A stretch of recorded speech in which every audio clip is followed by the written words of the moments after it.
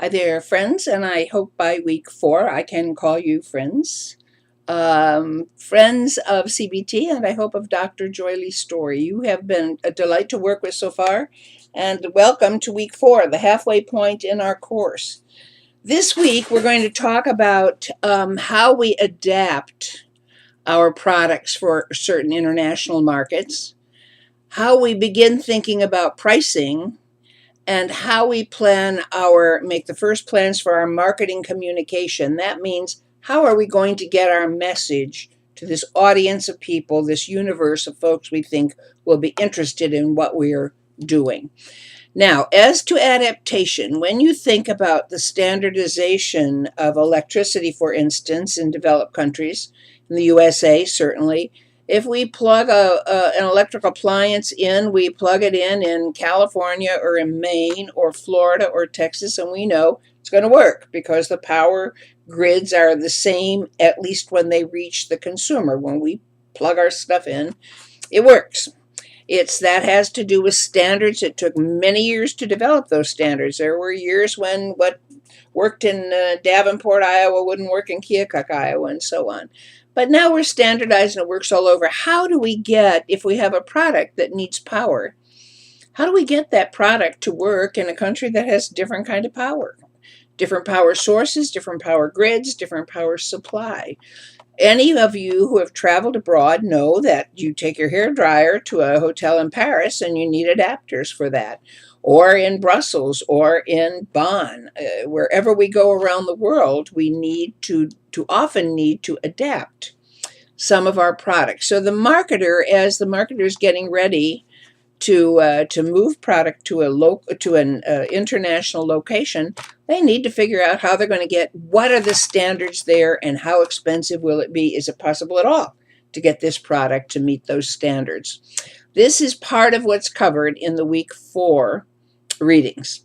Also, week 4 begins to address the pricing issues. I think it was in the dashboard welcome when I mentioned to you that there are a variety of ways prices are established, and one key way is, what will our customers or potential customers, how will they value this? What will they be willing to pay? What will they be able to pay because of the economy of the country, if they're working or not working, if jobs are available?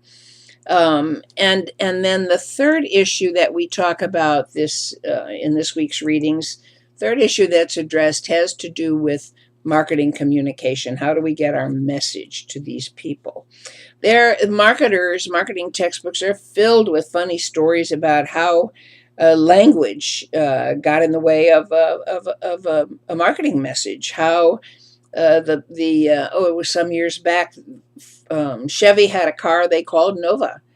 And they tried to make a big sell and lots of promotion in South American countries. The car wouldn't sell because in South America, Nova means it won't go.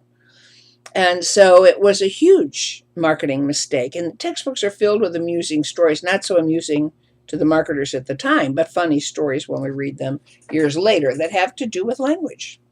Even countries that use English as their standard first language, even many of those countries use the words differently. They have different meanings than we have in our country.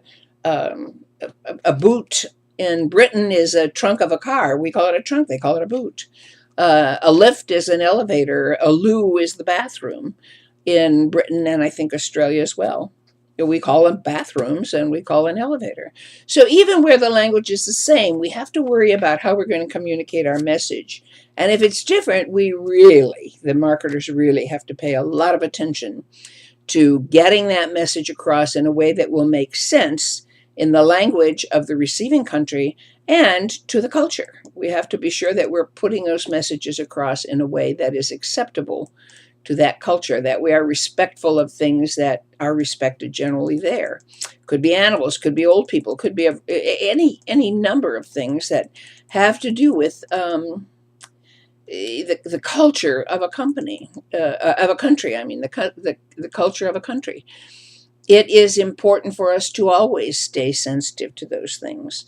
It's amazing that companies in the U.S. with huge amounts of money can still make marketing mistakes, even though they have enormous resources for research.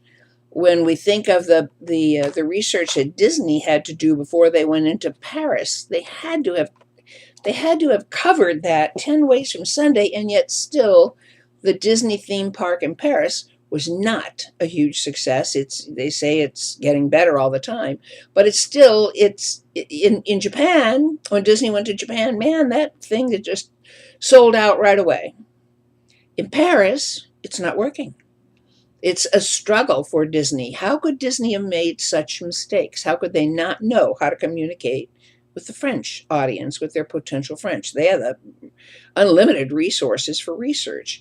So oftentimes it's hubris. And I think in the case of Disney, that's what it was. They just got cocky. They just felt everybody's going to buy into Disney, and it doesn't always work the way we hope. So these are issues that marketers have to pay a lot of attention to, and they're issues we're going to be covering in week 4.